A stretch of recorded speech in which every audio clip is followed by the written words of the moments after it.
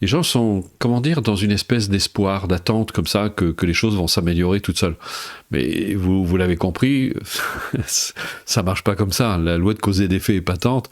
Si vous avez compris que tous les phénomènes, quels qu'ils soient, donc ce que vous vivez ici et maintenant, c'est un aboutissement, c'est le résultat d'un grand nombre de causes et de conditions auxquelles vous participez directement ou indirectement.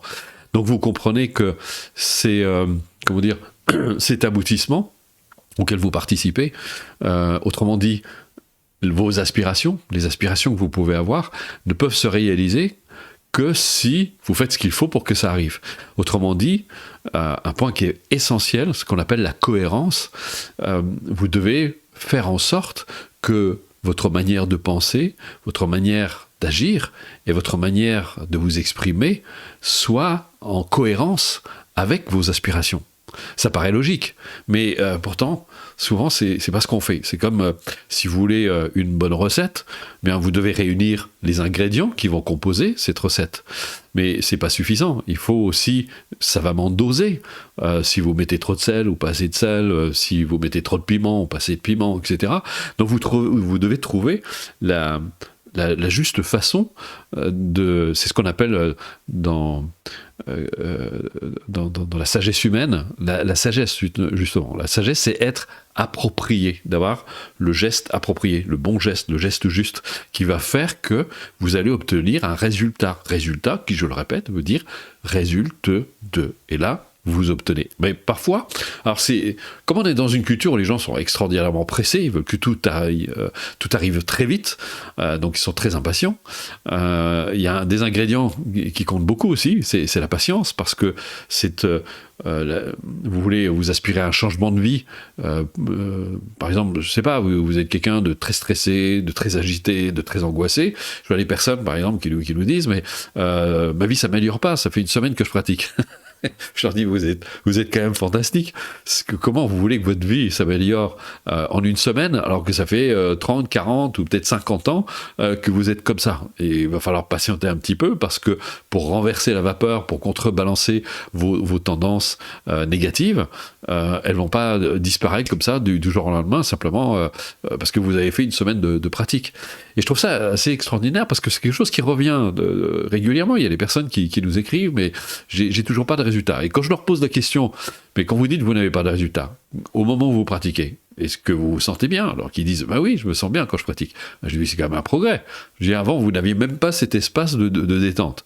Au moins, là, vous vous sentez déjà un petit peu plus détendu. Je dis, et au fur et à mesure que vous progressez, est-ce que vous sentez que vous êtes plus facilement attentif, que vous vous détendez plus aisément, etc. Bah oui, mais dans ma vie, ça change pas encore. Je dis, mais attendez, vous avez déjà un premier résultat. Et il y a une notion qui est vraiment importante, que j'ai beaucoup appris aussi, pour moi personnellement, c'est que plutôt que d'être fixé sur ce que vous voulez, soyez plutôt fixé sur ce que vous obtenez. Parce que si vous êtes tout le temps fixé sur ce que vous voulez absolument, en fait, vous allez être frustré, parce que vous allez comparer ce que vous avez maintenant et ce que vous voulez. Donc vous vous dites, mais j'ai toujours pas ce que je veux. Alors ça crée de la patience, ça crée de la frustration, et ça vous empêche d'avancer. Et quand, par contre, imaginons, vous voulez monter un mur, vous posez déjà une pierre. Donc vous avez déjà une pierre. Donc votre mur, il commence. Vous en mettez une deuxième, puis une troisième, puis une quatrième, puis une cinquième. Puis tous les jours, vous posez votre pierre. Puis au bout d'un certain temps, vous finissez par voir votre mur. Mais le temps que ça va mettre, ça va dépendre de vous, de votre implication, du temps que vous allez passer, etc. Donc il y a plein de facteurs qui vont influer sur le résultat. Mais si vous faites tous les jours un petit pas dans le sens de votre aspiration, à un moment ou à un autre, vous allez commencer à voir apparaître des choses dans votre existence.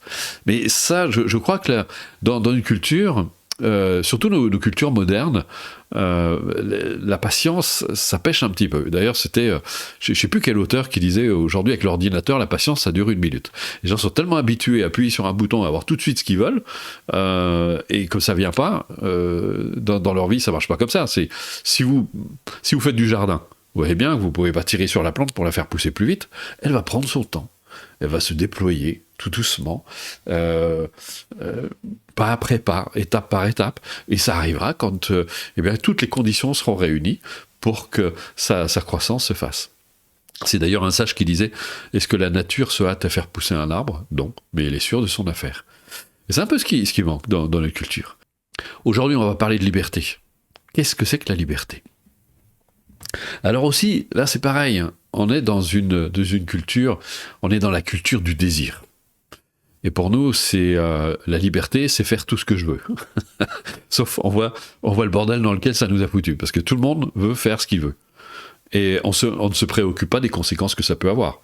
Regardez aujourd'hui, la nature aujourd'hui souffre terriblement.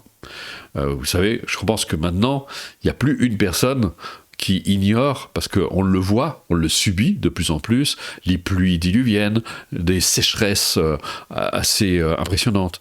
En 40 ans, on sait aujourd'hui qu'en 40 ans, on a fait disparaître plus de 60% des espèces sur la planète. Donc, c'est-à-dire la moitié d'une vie, pratiquement. C'est extraordinaire. On a engendré des taux de pollution absolument phénoménaux. Les pesticides, les herbicides, etc. Il y en a partout. Il y a une explosion des cancers, de maladies de toutes sortes. Donc ça, c'est les effets de nos désirs. On récolte ce qu'on sème, comme on dit. Parce qu'on est dans cette culture du désir, c'est je veux satisfaire mes désirs. On est dans la satisfaction immédiate. Je veux tout de suite, voilà, je veux tout de suite ça. Peu importe, et encore une fois, comme je viens de le dire, les ordinateurs, ça s'est pas arrangé, parce que nous, on a des personnes qui nous disent, ils nous envoient un mail, si on n'a pas répondu dans le quart d'heure qui suit, ils vous envoient un deuxième mail pour vous engueuler, pour dire, ouais, mais je comprends pas, je vous ai écrit, et vous n'avez toujours pas répondu. Et c'est assez extraordinaire. Je crois que les gens commencent à perdre un petit peu la boule. Et donc, on est dans une frustration constante. Donc, on se préoccupe pas, on s'en fiche de savoir que ça va polluer la planète. Moi, j'ai mon ordinateur, j'ai mon iPhone, j'ai mon BlackBerry, j'ai des meubles, je sais pas, c'est fabriqué en usine avec des trucs très polluants. Donc je m'en fiche. Moi, j'ai des vêtements pas chers du tout, mais à l'autre bout de la planète, ce sont des jeunes Indiens, des petits jeunes qu'on a exploités et puis c'est avec des matières extraordinairement polluantes. Donc tout ça, on le déverse. Donc tout le monde veut tout. Tout le monde veut tout avoir, tout le monde veut tout obtenir, mais sans se préoccuper des conséquences. Mais il y a un moment, parce que la loi de cause et d'effet est patente, imaginons, la preuve c'est que vous ne feriez pas dans votre jardin, ça ne vous viendrait pas à l'idée d'aller enterrer vos cigarettes dans votre jardin, là où vous cultivez vos légumes, parce que vous savez que c'est polluant, et que vous allez le récupérer dans les plantes. Sauf que c'est un peu ce qu'on fait de manière collective. C'est-à-dire que par nos désirs, par nos exigences, alors pas directement, parce que ce sont d'autres personnes qui vont fabriquer ce que nous on demande, et à un moment ou à un autre, ça nous revient. Les bouddhistes, c'est ce qu'ils appellent, c'est ça la loi du karma. C'est je sème et je récolte à un moment. Et c'est bien Christ qui l'a dit aussi. Vous récoltez ce que vous semez. Donc ça nous revient à un moment ou à un autre. Donc on peut se poser la question de la liberté, la question de la liberté. Est-ce que satisfaire ses désirs, est-ce que faire tout ce que je veux, c'est vraiment la liberté? Et heureusement qu'on ne fait pas tout ce qu'on veut. La preuve, c'est que si par exemple vous vous montrez agressif, vous dites j'ai envie de lui parler comme ça, j'ai envie d'être comme ça, je ne vais pas me changer pour l'autre, vous allez créer un désert autour de vous. Les gens vont s'en aller. Donc vous ne pouvez pas faire tout ce que vous voulez. Parce que vous savez que ça a des conséquences. C'est pas ça la liberté. Et regardez la catastrophe. Certaines personnes qui ont les moyens financiers de satisfaire la plupart de leurs désirs génèrent souvent beaucoup de catastrophes. On parle des grands groupes, des industriels, etc., qui polluent. Et ça, mais c'est nous qui sommes un peu derrière, parce qu'on veut toutes sortes de choses. Et on est un petit peu comme des enfants très égocentrés. On est dans un magasin de jouets, moi je veux ci, moi je veux ça. Et tout le monde veut tout. Tout le monde veut satisfaire ses désirs. Et dans le bouddhisme tibétain, d'ailleurs, on le dit très bien, dans le bouddhisme tout court, on dit trouver le bonheur en satisfaisant ses désirs, c'est comme essayer d'étancher sa soif en buvant de l'eau salée. Et vous voyez bien que c'est sans fin.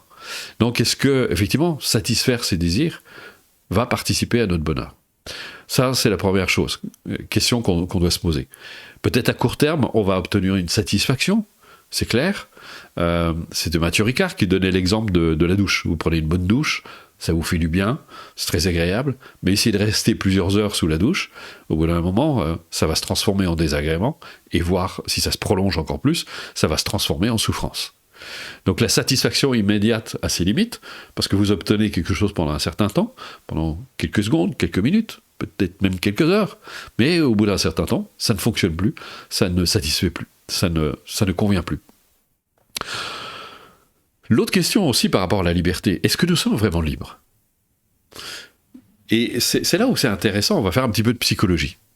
On sait très bien qu'on ne se rencontre pas par hasard. La psychologie aussi moderne nous l'a démontré depuis quelques décennies, voire même plus, depuis quand Freud a abordé la notion d'inconscient, qui était encore jusque-là complètement inconnue dans nos cultures, alors que c'était Bouddha en parlait déjà il y a 2500 ans.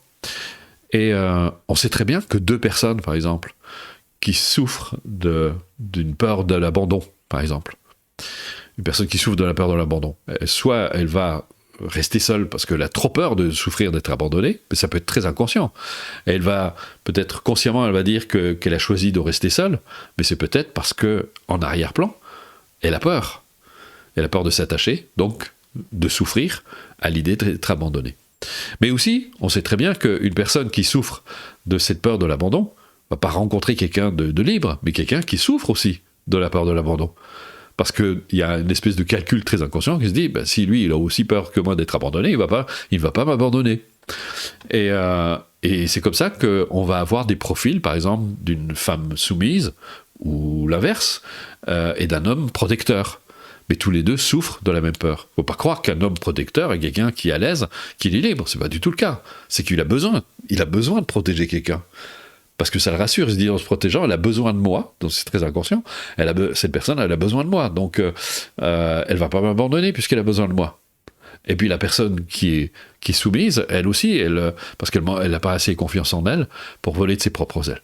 Et donc on se dit, mais ces personnes, on pourrait dire, mais ils ont choisi. Est-ce qu'ils ont vraiment choisi ? Et regardez qu'est-ce qui gouverne, et souvent on se raconte des histoires, parce que c'est toute la démarche qui est importante par rapport à nos motivations. Qu'est-ce qui nous motive ? Est-ce que souvent on n'est pas en train de construire notre vie autour de nos peurs, autour de nos blessures, autour de nos croyances, autour de nos idées, de nos préjugés aussi ? On va choisir un métier de manière très inconsciente, ça va être juste pour la survie, parce qu'on vit dans une espèce d'insécurité, donc on est prêt à prendre n'importe quoi, qui pourrait nous satisfaire, et puis on va créer comme ça une dépendance avec un système qui fait qu'on va avoir très peur d'être... on va être, comment dire... la peur, c'est quelque chose de terrible, parce que on devient très manipulable. L'employé qui fait du chantage à son employé, qui lui menace de le mettre dehors s'il répond pas au désir, par exemple. Donc, on va voir à quel point... comme on est gouverné, et c'est d'ailleurs Freud qui l'avait bien mis en évidence, toute la dynamique de l'inconscient, et la partie consciente, qui est la partie immergée de l'iceberg, et tout le reste est très inconscient. Donc, est-ce que nous choisissons vraiment notre vie ? Est-ce que nous sommes si libres que ça ? Donc, où est la liberté ? Et ça, c'est une grande question.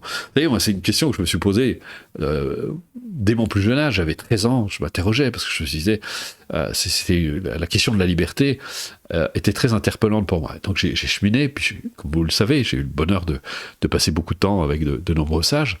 Et quand j'étais avec eux, il y avait justement ce parfum de liberté. Je me disais, mais ces êtres, ils sont libres. Ils sont libres, ils sont simplement eux-mêmes. Ils ne sont plus gouvernés par leur peur, ils ne sont plus gouvernés par leurs tendances égotistes, ils ne sont plus du tout gouvernés par leur ego. On sentait vraiment cette liberté extraordinaire. Et vous voyez, la méditation est quelque chose de fantastique, parce que la méditation vous rend libre. Parce que vous pouvez voir, vous savez, il y a l'aspect de la conscience, vous mettez de la conscience sur vos pensées. Mais à partir de là, dès l'instant où vous commencez à mettre de la conscience sur votre vie, vous pouvez davantage vous voir. Alors, si tant est qu'on est assez honnête avec soi-même et qu'on est prêt à se voir, c'est la partie la plus, je dirais presque la plus désagréable. Ça, c'est quelque chose qui est vraiment fondamental, parce que quand vous mettez de la conscience sur vous, sur votre façon de penser, d'agir et de vous exprimer, donc vous voyez forcément qu'il y a quelque chose qui cloche entre votre façon d'être et ce à quoi vous aspirez. Ça, c'est la première chose qui est vraiment très importante. Mais quand vous allez mettre de la conscience grâce à la méditation, vous pouvez, à partir de là, vous avez la liberté de choisir vos pensées, de choisir de les suivre ou de ne pas les suivre. Et c'est ça le sens même de la pratique de la méditation.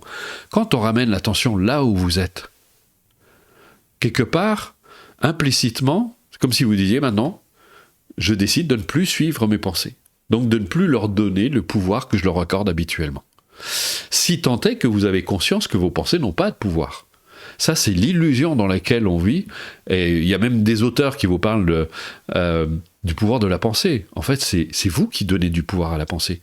En réalité, ultimement, une pensée est totalement insubstantielle. Pour ceux qui ont suffisamment médité sur l'impermanence, l'interdépendance et la vacuité, ont parfaitement conscience que ces pensées, ces émotions n'ont pas d'existence en soi. Elles sont insubstantielles. Elles ont juste le pouvoir que nous leur donnons.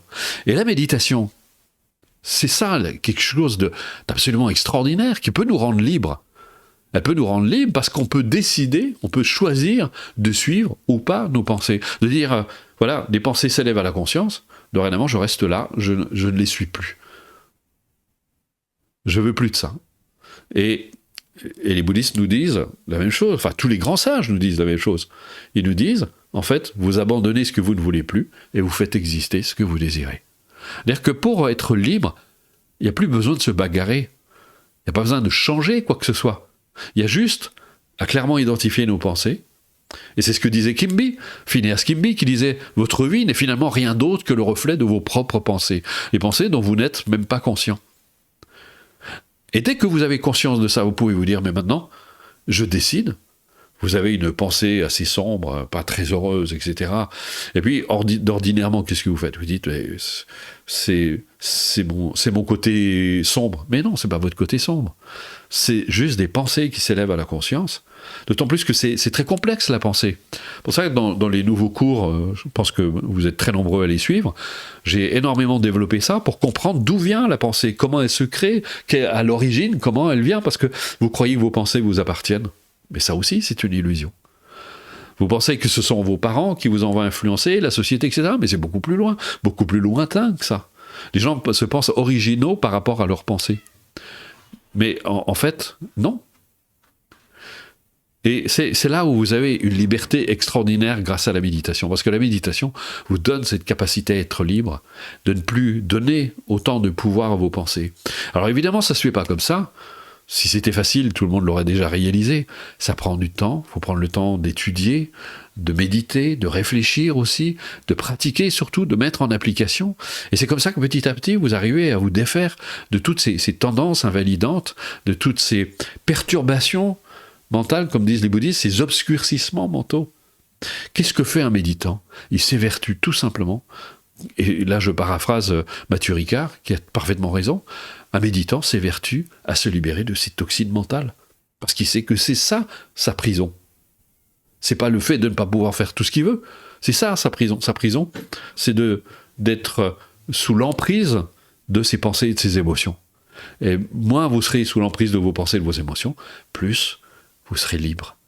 Et plus vous sentirez ce parfum du bonheur, de la félicité, parce que vous saurez comment élever en vous ce qui est générateur de bonheur, par exemple la bienveillance, l'amour, la compassion, indépendamment des circonstances extérieures. Si vous êtes encore à dire que votre bonheur dépend des autres, c'est-à-dire à vous dire c'est de la faute à l'autre si je suis malheureux, c'est de la faute à pas de chance, c'est de la faute à mes hormones, c'est de la faute, etc., eh bien, ça montre que vous n'êtes pas libre, que vous êtes encore dépendant, parce que il y a étrangement, vous allez voir, comme je disais, c'est comme le couple qui ne se rencontre pas par hasard, il y a étrangement un lien entre ce que vous portez en vous et ce qui vous arrive à l'extérieur. C'est ce qu'il faisait dire à Shinzen Rinpoche, qui nous répétait tout le temps, mais les obstacles ne sont pas à l'extérieur.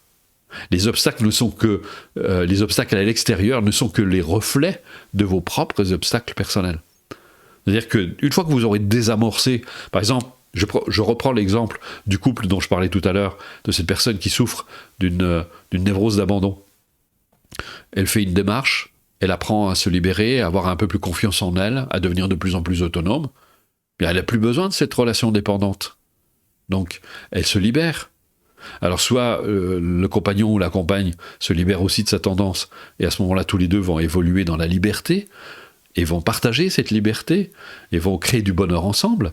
Soit, évidemment, dans ce cas-là, si la personne ne veut pas, parce qu'elle est trop accrochée à ses peurs, elle n'arrive pas à dépasser ses peurs, l'autre va se voler de ses propres ailes, va s'envoler vers d'autres cieux, parce qu'elle cherche, elle a choisi la voie du bonheur, elle a choisi la voie de la liberté.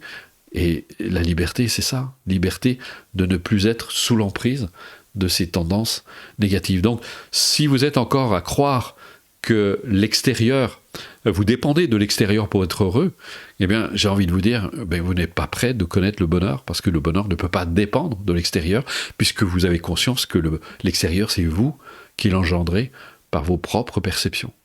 Et c'est de ça dont il faut se libérer, de nos propres toxines mentales. Quelqu'un qui cultive la bienveillance, qui nourrit l'amour, la compassion, qui la fait exister, et qui chaque jour s'évertue à se défaire de ces tendances négatives, eh bien celui-là connaît un bonheur parce qu'il sait le faire exister.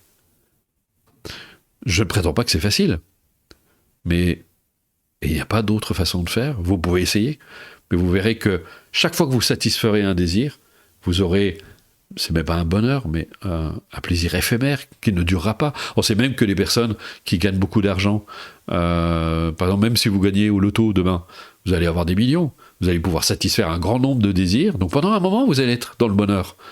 Enfin, un bonheur apparent, mais ce bonheur, il est dépendant. Il est dépendant parce que vous avez de l'argent. Si vous n'en avez pas, vous retrouveriez exactement le même état. Mais au bout d'un certain temps, il y a un phénomène d'usure, d'habitude. Et c'est pour ça, on sait très bien aujourd'hui, regardez des gens qui sont multimilliardaires, prenez Trump, trouvez qu'il est heureux. Moi, j'ai fréquenté beaucoup d'hommes riches, et je peux vous assurer que c'est assez rarement le cas. Donc, on voit bien que derrière cette quête, cette réalisation matérielle, cette recherche absolue de l'argent, d'avoir beaucoup d'argent, en fait, c'est gouverné par des peurs, la peur de l'insécurité, la peur dans le besoin, etc. Et puis d'autres, le besoin de reconnaissance, enfin, il y a beaucoup. Donc, on voit finalement qu'on est, encore une fois, même en ayant beaucoup de biens, beaucoup d'argent, on n'est toujours pas libre. Et je crois qu'un grand sage, posé sur sa montagne, qui médite, et qui passe ses journées à cultiver la bienveillance, l'amour, la compassion, à mon avis, celui-là, même si il ne possède rien, il est beaucoup plus libre que toute personne au monde. Donc c'est une question qui convient de se poser, et c'est pour ça qu'on dit que la réalisation du bonheur et la liberté, en fait, c'est un dépouillement. On se dépouille de tous nos attachements, de tout ce qui nous empêche tout simplement d'être nous-mêmes. Ça ne veut pas dire que vous ne devez pas avoir de maison, mais la maison a une fonction, c'est de vous abriter, c'est vous donner un endroit chaud pour pouvoir évoluer. Mais est-ce que vous regardez tous les besoins qu'on se crée, dont on devient très vite esclave ? Tous ces besoins, tous ces attachements qu'on se crée, et qui créent autant de frustration d'ailleurs quand on les perd, quand on les abandonne, enfin bref, et ça vous le savez, parce que vous le vivez au quotidien, vous le vivez tout le temps, quand les choses n'abondent pas dans le sens de vos désirs. Vous connaissez la frustration, donc la souffrance. Ça ne crée pas de bonheur. Alors qu'un être libre, un être qui ne sait pas, qui a appris à ne plus s'attacher à tout ça, vit une liberté extraordinaire. Les choses peuvent s'en aller. Ça ne crée qu'une frustration. Et donc la question de la liberté, êtes-vous vraiment libre ? En tout cas, si vous avez vraiment les nouveaux cours, je vous recommande vraiment d'approfondir parce que j'ai développé tout cela, les notions d'impermanence, d'interdépendance, de vacuité, d'amour, de compassion, la mort aussi, j'ai abordé ce sujet qui est très sensible de cette démarche, de ce nouveau cours sur lequel j'ai voulu vraiment vous faire bénéficier de ces 35 années d'enseignement. Depuis 35 ans, j'enseigne, 50 ans que je pratique. Je vois bien que ça... c'est un long processus, mais dans lequel on va sans arrêt de découverte en découverte. Il y a des passages qui ne sont pas faciles. Il ne faut pas croire que parce que vous allez méditer, que vous allez vous mettre en route, que tout va être... que vous allez baigner dans une espèce de... tout est bien, tout est merveilleux, etc. Ça ne marche pas comme ça. Les nuages continuent à passer, mais c'est l'attitude que vous avez. C'était d'ailleurs Gérard Durus qui a été mon ami et mentor pendant 30 ans, qui me disait avec la méditation, on souffre aussi, mais nous on peut en rire, alors que les autres ils souffrent, mais ils rient pas. Donc il y a vraiment cette décontraction qui est vraiment apportée grâce à la méditation, qui est quelque chose d'extraordinaire. Donc si vous ne l'avez pas, faites vraiment l'acquisition de ces cours, parce que franchement pour le prix dérisoire qu'on vous demande, 11,30 € la séance, c'est ridicule. Mais là vous avez vraiment tous les éléments, tous les outils, toutes les connaissances, des connaissances très pointues aussi sur la nature de l'esprit, sur le fonctionnement de l'esprit, sur comment diriger, orienter votre esprit, c'est vraiment, ça met de la magie vraiment dans la vie. Ça donne un autre parfum, un autre regard sur les choses. Vous ne subissez plus. Puis là, d'ailleurs, même l'équipe, ils n'arrêtent pas de m'en parler. Nathalie m'en parle, Loïc en parle, parce qu'ils approfondissent, ils refont encore et encore. Et je dirais à ceux qui la pratiquent, ne soyez pas légers. Souvent, vous avez tendance à être léger. Vous écoutez une fois, vous pratiquez un peu, et puis vous voudriez que ça change. Prenez votre vie en main, prenez ça avec un peu de sérieux. C'est dommage. D'ailleurs, beaucoup de sages disaient qu'en Occident, les gens prenaient leur bonheur très à la légère. Ils veulent être heureux, mais ils font ça un peu, je sais pas, c'est passer du statut d'amateur au statut professionnel.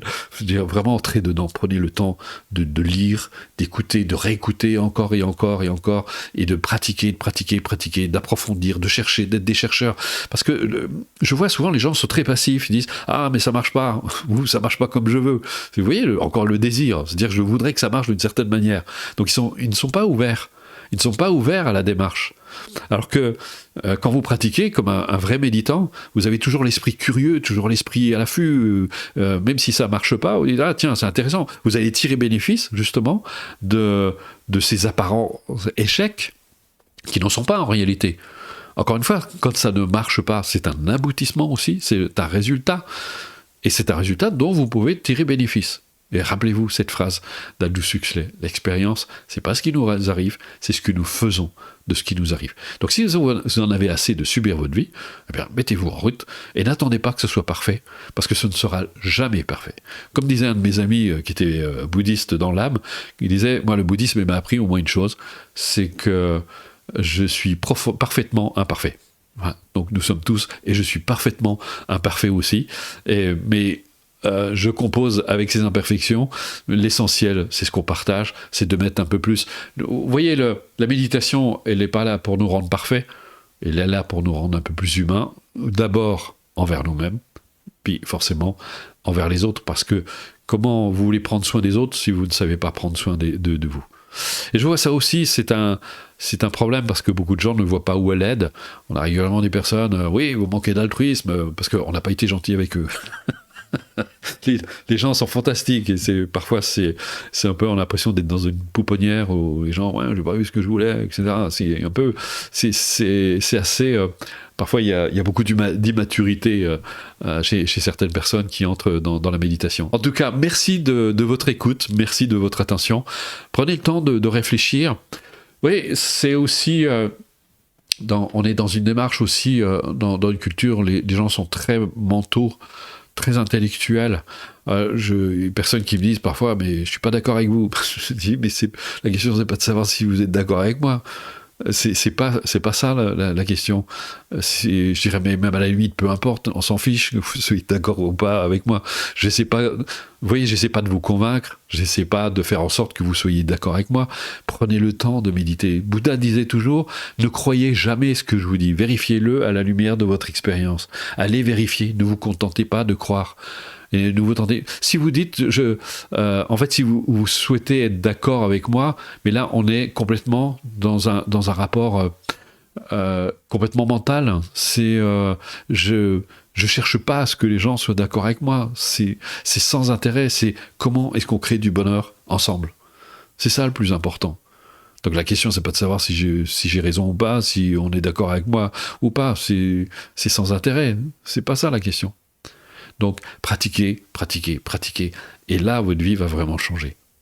Il y aura des choses, ça mettra du temps, ce ne sera pas toujours facile, des fois vous désespérerez même, vous aurez l'impression qu'il n'y a rien qui marche, que ça n'aboutit pas, mais continuez encore et encore et encore. Si c'était facile, tout le monde le ferait, mais à un moment, il s'agit vraiment de prendre sa vie en main, de se dire, bon, j'en ai assez, que ce soit mes tendances négatives. Parce qu'en fait, quand vous désespérez, vous êtes en train de faire la part belle à votre ego, qui est en train de vous manipuler, qui dit, ouais, mais regarde, tu n'y arriveras jamais, c'est pas possible, etc. Puis vous devenez très malheureux, et vous brassez là-dedans. Vous vous dites, ouais, mais c'est pas possible, c'est pas pour moi, j'y arriverai pas, etc. En fait, vous êtes en train de faire exister votre malheur. Tout simplement. Alors que vous dites, bon, ça ne veut pas dire que vous ne devez pas rien ressentir, mais de temps en temps, c'est bien lâchez un peu la vapeur, vous êtes allez même à la limite aller au fond de votre tristesse, puis quand vous aurez fait le tour, vous dites bon, maintenant je me redresse et je vais créer mon bonheur, je vais continuer à avancer. J'ai pas tous les paramètres, j'ai pas toutes les connaissances qu'il me faut, j'ai encore besoin d'étudier, d'approfondir, de méditer, et c'est comme ça que votre vie elle va changer. C'est pas autrement, ça marche pas autrement. Vous pouvez essayer autre chose. Je vois tellement de gens dans une culture qui veulent des trucs, ils vont faire un peu de EFT ou des trucs. Ah, ça y est, j'ai plus d'angoisse. Puis des années après, ça réapparaît parce que ça a été juste un peu endormi. Mais c'est pas ça. Ça marche pas comme ça. Ça marche pas comme ça. Si vous avez conscience de la loi de cause et d'effet et que tout ce que vous vivez est le résultat d'un grand nombre de causes et de conditions auxquelles vous participez directement ou indirectement, là, vous avez une clé énorme. Mais il convient d'approfondir la méditation. Donc voilà. Alors, pour aujourd'hui, je vous propose, on va faire un peu la pratique que vous connaissez, sauf peut-être les nouveaux, qu'on appelle la pratique de l'équanimité des sentiments. C'est une pratique que j'aime beaucoup parce que elle aide vraiment à... C'est un moyen de légitimer le bonheur, de légitimer votre bonheur, de légitimer le bonheur de tous les êtres, de reconnaître que ce bonheur est légitime, il est même souhaitable, parce que qui mieux qu'une personne heureuse peut apporter du bonheur autour d'elle, donc votre bonheur est souhaitable. Le bonheur des autres aussi est souhaitable, même les personnes que vous n'aimez pas. Il est souhaitable que ces personnes puissent devenir heureux, qu'elles se libèrent de leur négativité.